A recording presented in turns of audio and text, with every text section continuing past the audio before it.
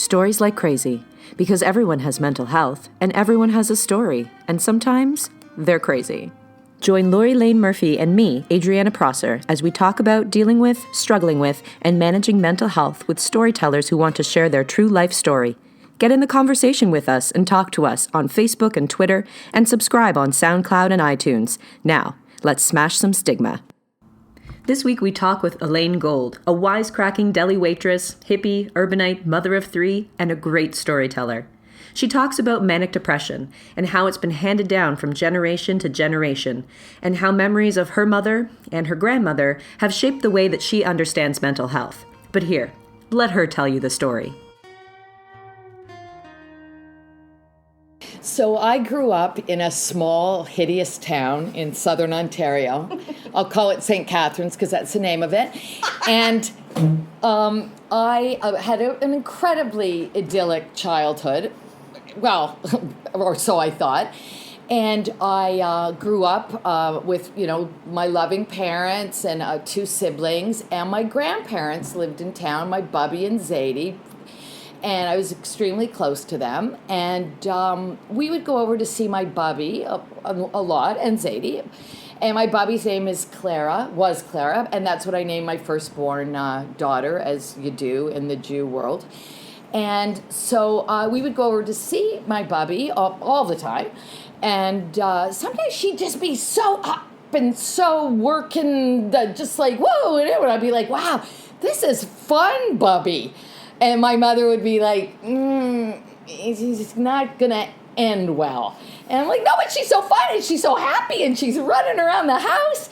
And then my mother would get a call a couple days later from my Zadie, who would be like, the manic thing, I don't know how technical he was an old Jewish man, but the manic thing has now become the depressed thing.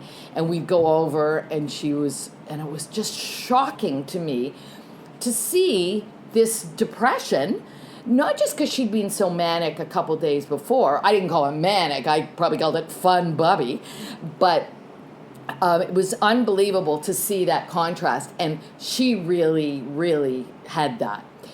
Then I would think a little bit about what was going on in my own house, and I realized, hey, my mom does that, but she doesn't do the manic part. She just gets this thing where she seems to be in another world that I can't penetrate, and she's not, and normally doting, incredible mother, but she's just not really engaging with anybody. And my dad's sort of like, you just, mom, whatever. And there would be times, because I am who I am, and the youngest and impish and obnoxious, we'd sit down at the dinner table. My mother would not be at her best, and I would say something snarky, not relating to her mood particularly, but just like, oh my God, this is so stupid, or whatever kids say. And my father would be like, no. And my mother would get up and leave the table and go to her room, and I'd be like, ugh. And I was always the one that did that to her. But I really didn't quite understand, although I'd seen it in my Bubby so much, but I thought like my Bubby had such an extreme version, and my mother's was sort of squeaking in under the radar. So a lot of my childhood consisted of driving in to visit my Bubby because she was having shock treatments at a private hospital in Toronto. And my mother herself was, depressed a lot. But I just sort of thought, oh, whatever. That's just, what moms do. They want to get away. And a lot of it, I just, in my mind, I thought, well, she's just going to lie down and rest. And that's sort of how she put it. But I had this template of her mother always in my head, and it was so upsetting to see. And my mother had to go over there and deal with it. And my mother actually told me the most shocking, upsetting story, that when she was a 13-year-old girl, and my mother has two sisters, but my mother's the oldest. And my mother always knew since she was a little girl of her mother's depression, and they would often the girls would all get farmed out to aunts and cousins because mom was getting her shock treatments. And so I would listen to this, and one time there used to be a boat that would go from Port Dalhousie on Lake Ontario to Toronto. And they all got on the boat, the three sisters and my bubby and Zadie.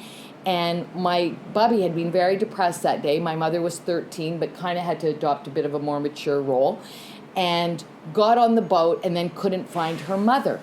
And went all around the boat going, where's my mommy? I can't find my mother. Who's see my mother? Because in her mind, she thought her mother had thrown herself off the boat and drowned herself. And there's a 13-year-old girl running all over this boat, sobbing and saying, I can't find my mother. Obviously, she found her mother, and it was, but that's how she lived. So here I am, prancing around St. Catharines and living my life. And then, around the time I'm 16 or 17, I feel this huge, incredible black mass pour over me. And I'm like, oh, I've got it too. Oh. And I was like, yeah, I'm cool, yeah. And then I couldn't leave my bedroom. Which, as a teenage girl, kind of goes with the territory, but it was like I was just sitting, again, what I'm about to say is just a teenage girl of my era. I was sitting in my bedroom listening to Laura Nero, sobbing, which goes with the territory. Okay, it was 1970, 71, 72 at the latest, or all those years, or all of the above. And I was in my room, and I would be like that. And, of course, my mom was like, oh, she's got the thing that all us women have. Although my sister never had it because, and I'll get to that in a minute, why my sister never had it. But my sister has anxiety, which I don't have. We all have our own little thing in the family. So my mother thought it would be a good idea for me to go to a psychiatrist. It was my very first psychiatrist. And as you all know, first of many. So I went to the psychiatrist, and he had such a great name, and I remembered it for years. It was Greek, and it was literally this long. And no, I was going to say acidophilus, but no, it wasn't that. It was not that. But I was probably taking acidophilus at the time. But anyway, I went to see him, and he had a Greek accent, and of course I didn't talk to him because why would I? And he prescribed antidepressants. They were called Tofranil, and I don't know, I'm not going to say it's the first antidepressant ever invented because I'm not that old. But anyway, I took them, and of course it always takes a long time for stuff to take effect.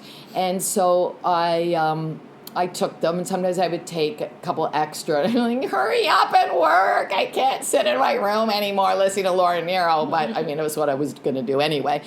And my mother would, get my friends to come over and, bring me weed. And, maybe if she was high, I don't know. And my friends would come over and visit me. And, of course, I wasn't eating. And sometimes I'd sneak out to the kitchen because I want to see anybody. And I would, eat, 3 grains of rice. And then I'd go back into my room, and it was all just horrible and dark and just awful. So then, more crappy things happened to me, but I kind of got back out into the world, and dumb things with boys and men and stupid stuff started happening. But at this point, I was, living on a commune and selling candles on Yonge Street, and I was sort of feeling a bit better. I wasn't really, but I was just like, I can't do that. I can't do that anymore. I've got to move into the next phase of my mental illness, I guess. So I'm so successful at the first stage I was. So I'm about to go into my 5th or 6th therapist at this point, and my mother says to me, oh, I should probably tell you something that's kind of important. And my mother and I are really close. And here's the other thing. Whenever I was away from my mother, I was frantic. I was like, I must be with my mother. And I'd go and spend the night at my bubby's, but I'd say to my mother, you have to pick me up immediately in the morning. You have to pick me up at 7 o'clock in the morning. And then I'd call her at night, and I'd say good night to her. And then in the morning, she had to pick me up. And even like as a grown-up, still waiting to do that, all my friends would be like, wow, Elaine, you're so close with your mother. Like, and I would talk about my mother all the time, and I would be like, I have to see my mother. And when I was married, I'd say to my husband, I got to get in to see my mother. Turns out, don't you know, that when I was the weeest little homely, I know for a fact, newborn, I had crossed eyes, and no matter how cute a baby is, it doesn't, you can't sell that. So I was a newborn baby. I was born in July 24th, 1955, and about 4 or 5 or less weeks later, my mother started not to feel well. And yes, there was an element of a postpartum depression, but the woman knew from depression. So she left me. And I did not find that out until I was about 24 or 25. She left me and was hospitalized in Hamilton at the Bigwig You're Really Crazy Institute, and was gone until mid-October. And she told me that, and I thought, wow, that explains so much. And I didn't want to make her feel guilty, because I was like, you do what you got to do, and it, absolutely wasn't her fault. And so she was gone. Obviously, I was not being, the breastfeeding stopped, and I was with my bubby, which was good. I was with another woman that was like a babysitter person, and I was also with my father all the time. Now, until I realized all this, my father had a smell, not a bad smell, but he had this certain smell, and I didn't like it. My whole life, I would just be like, it's so dad. And then I realized that's because when I was a tiny baby and I was being held by my father, I didn't have the mom smell that I needed, and that was a signal, and it was off-putting. So the reason why my sister did not allow herself, as she says, to suffer from depression, although she has many other interesting attributes in the mental health spectrum, my father, thinking he was doing a really clever parenting thing, took my 8-year-old sister to go visit my mom in Hamilton at the hospital, and she was all shock treatmented out and not any kind of nurturing, loving mom. And my sister saw that, and my sister said at the age of 8, I will never let that happen to me. I will never get to the point where that I will have shock treatments, and I will never let myself, that will never happen to me. And she saw it. Now, we both really suffered. I suffered because I was away from my mother at a very, very crucial time. She suffered because she had to see our mother in that state, which, I mean, I can't even imagine, but I mean, it was horrible. I mean, I did see my grandmother post-shock treatment, and it wasn't pretty. And my mother ended up having a lot of shock treatment, and that wasn't the only time she had it. She ended up, when I was like 7, 8, 9, 10, whatever, going into the local hospital and having it. They were giving it out way too freely at that time in the 50s and 60s. And I took all of his information, and I realized, yeah, it's a hereditary thing. And, I'm okay. And we all had our therapists. My sister never did. My mom had them off and on. I had them off and on. And then I sort of just wound it all up, and I just said, I'm not going to let that really envelop me. And I used to do a thing where I'd phone my sister. I still do it, but I don't have to do it as much. And I'd say, will you do that thing where you make me feel better and I'm not depressed, and you tell me how amazing I am? And she would do it, and it would work. And then I realized that if I exercise the hell out of my day, then I feel a lot better. Mm-hmm. And that's where my dark place has gone. It's gone into being well exercised and understanding my bubby and my mother. Wow. There's so many things that I truly connected to what you're saying, I think specifically the hereditary piece and kind of being, I always say when I'm talking about my dad, who, if he were diagnosed today, would be bipolar disorder, the same that I have. But I grew up always knowing mental illness, maybe not by the phrase mental illness, but by the feeling, right? So it was weird for me when I became a teenager, like wow, this thing is kind of stigmatized and people don't like talking about this, and how come they don't like talking about it? So you really do turn inward, and then you're not only dealing with your own stuff, but then what do other people think and stuff like that. And I it's just really neat to hear another story where someone else was a little kid going, oh, okay, so this happens in my family.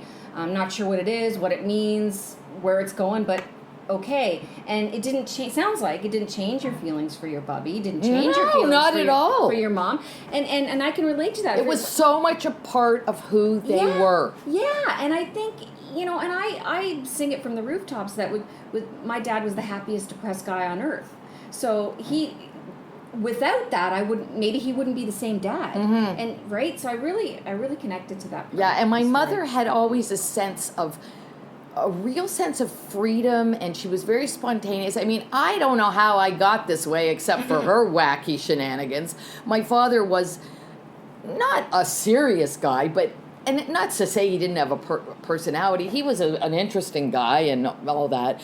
But my sister and I are really, really unusual women. We are not conventional women, and we never were conventional women. And I'm 62, and I don't think I'm going to wake up tomorrow morning and be a conventional woman. And a lot of this, well, all of it has to do with my mother and all the stuff my mother dealt with, because she didn't have a cookie-cutter life. And just especially when I tell you the story of her when she was 13. Yeah. So she took all of that into her life, and she was the most incredible mother, although, not so much when I was a newborn, but it sounds too like there's one of the things that I really enjoy about having a mental illness is the ability to be really present, because if you don't know when the darkness is going to come again, if it's going to come again.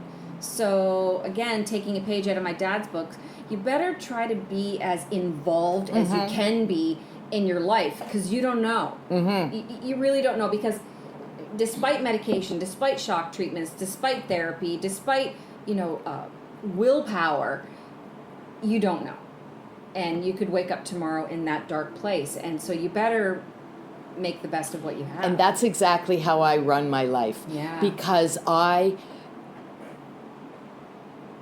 really, as you see me and how I am at a show and how I'm talking to you, that's how I want to be. And I work as a waitress, and I'll go to a table and I'll go, how is everyone? And they go, yeah, we're good. How are you? And I go, I am having the best day ever. Because sometimes I'll be walking home, or I'll be walking somewhere, and I'll just be like, oh no, go sad thing, go dark thing. And then I just go no, and I walk really fast, and maybe I'll get some onion rings or something, and then sort of hope. That's what I did maybe it's like a month ago.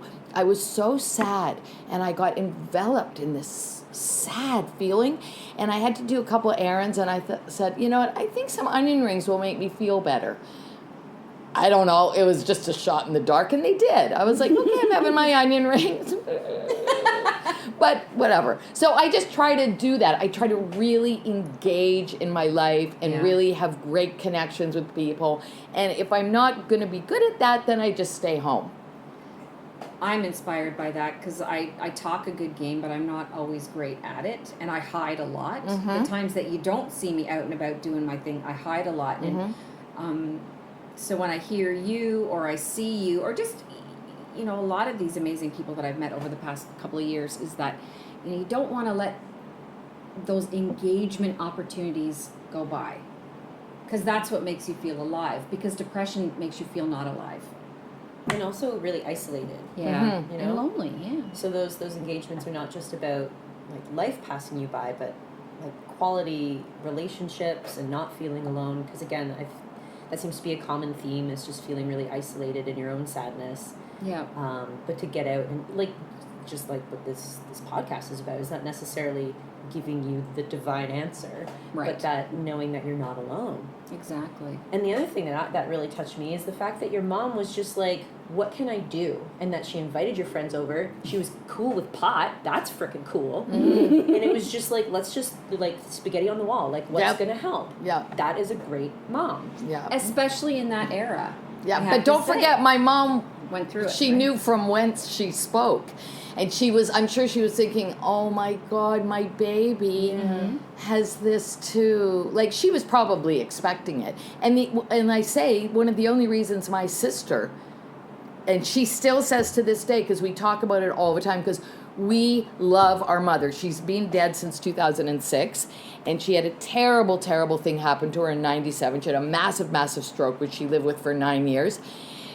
We love our mother, and so she was completely messed up when she saw her in that state, and she was 8 years old.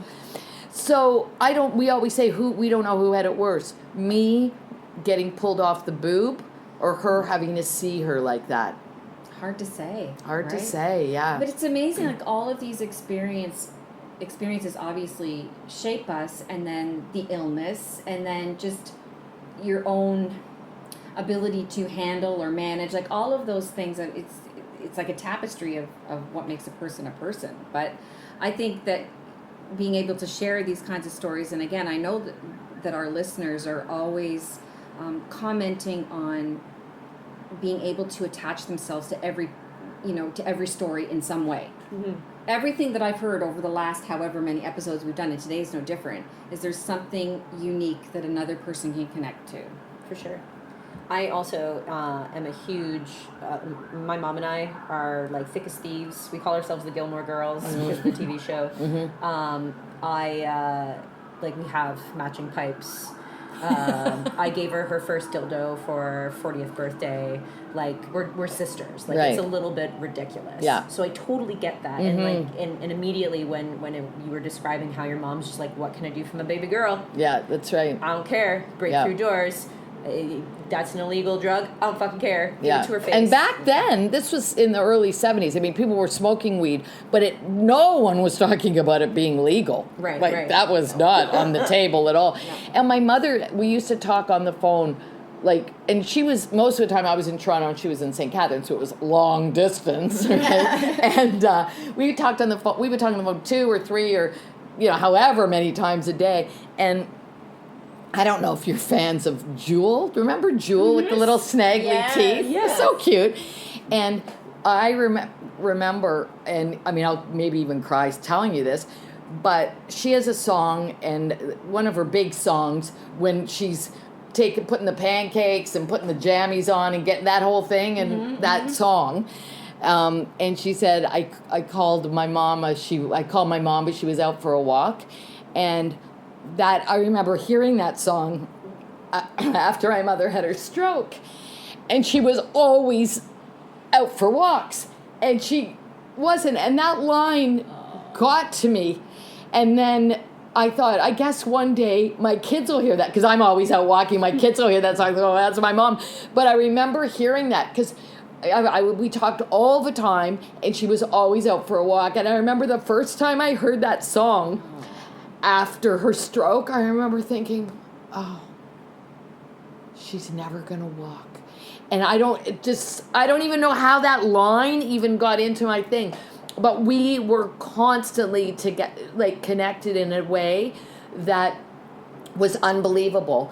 And part of it was the fact that I craved her so much because I didn't have her, but I never knew that. No. I never knew that for I think 24, 25 years. And then when I found out, I went, oh, oh, right. That's why I'm obsessed with my mother. I didn't have her. But I didn't make her feel bad. I mean, what am I going to do? I also like that. I love that you, even at 20-5, that you were like, it's not your fault. I love you. No. It's not your fault. Yeah. That's really She very took me mature. out. She was buying me lingerie because I had this new boyfriend. All of it. Oh, yeah. And this is when she told me. Yeah, that's right. But that, again, like how you were joking how you'll never grow up. Fuck growing up. Yeah. You are mature enough to be immature. And in that moment, it was, no, Mom, I accept the fact that happened. Yeah. I love you. Really, she was in a worse sitch than I was. But it takes- I wasn't getting the shock treatment. I was just like, where's my mother? Oh, well, I'll take my bubby. I'll take this caregiver. I'll take my dad.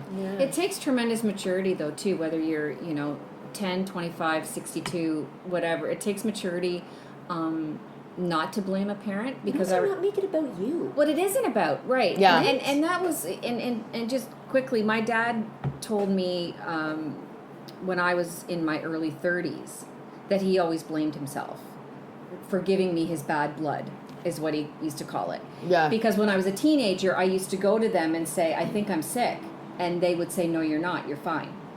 You're fine. And I found out it's because he was la la la la la, I can't hear you, because he felt horrible. And I remember, and thank God, especially he passed away in 2005, thank God I responded the way I did, which was similar to, well, how could you possibly know? And how could that possibly be your fault? And he said to me, it doesn't matter, I will always feel that way. But I'm glad you're not angry, but and then I guess as a parent you feel that anyway, right? So And I kind of expected it. I thought, when I'm looking at my bubby, and she is batshit extreme everything, and then I'm seeing it in my mother, and then I'm hearing the stories that I'm knowing, like, where's Mommy? Oh, she's in the hospital. She seemed fine. Oh, like that. Got it. And then I was like, I guess I'm next. I kind of expected it, and I was never a conventional child. Okay, see what I look like now? Except, imagine me with brown hair. That's what I look like as a child, almost a baby. So I was really weird looking. And I literally had to grow into my looks. Like, if you see a picture of me when I'm 3, I look like this, but with brown hair. So I was always really weird. And I've worn glasses since I was 2. And people would say, oh, you're wearing glasses. And I would say, and I'd be 2 or 3. And I was very verbose, as you can well imagine. And I'd say, of course I'm wearing my glasses because I can't see without them. And they go, oh, that's so cute. And I go, no, it's not cute. Like, if I could have said shut up, I would have. But that was a swear word in my family. So I was always a weird kid. And even people would say, you're weird, or like, why are you like that? Or what is and I was always like, just not at all a conventional person. And I thought, oh, I'll probably grow out of that. No, it's worse than ever. It's better than ever. It's better than ever, yeah. Oh, Elaine, it is better than ever. Yeah, no, it is. I'm so grateful that I hung in, and I was like, I'm going to get this. Probably when I'm 62, I'm going to grow into my looks, and I'm not going to look like a weirdo. Because I was like a really weird kid. And like, I just was. And a lot of it had to do with, I think, my mother being unconventional and just my upbringing. It was just not a conventional upbringing. Although it was a traditional middle-class Jewish family in St. Catharines. And, my mom was very proper in a lot of ways, but very, just how proper can you be when you're like, I have shock treatment, right? Yeah. I love that your whole family sounds like they were given such allowance to just be who they are. Yeah. And we need more of that. Yeah. Definitely need more of that. And especially back then. Yeah. Like, who was... and I have a brother who I never taught people. You have a brother? Well, he's in the middle of my sister and I. And my sister and I are like fused together. We are so close. And my sister just left for Germany. She's going to be gone with her husband for over 3 weeks. And I am a big mess when she goes away. So I may be like calling people and going, and I have this ex-boyfriend that he's totally an ex, Stuart. And that's... still comes up and crazy, and he sent me these song lyrics. He wrote me this. I'll show it to you after. This song he wrote in July about how I'd broken his heart, and then that surfaced yesterday. So never a dull moment with Lainey. That's all. That's good. Well, Yeah. Well, I think that if we can close off this episode by saying having a mental illness or growing up with mental illness is simply another way of being unconventional. Because embrace it. Because we're all characters and we're all, weirdos in our own way. So thank you, Elaine. Oh, thank you. Thank you so much for having me. Thanks for listening. If you want to join the conversation, and we hope you do, come find us on Twitter and Facebook. And you can subscribe to us on iTunes and SoundCloud. That's it, Stigma Fighters. And remember, your story isn't over yet, and we want to hear it.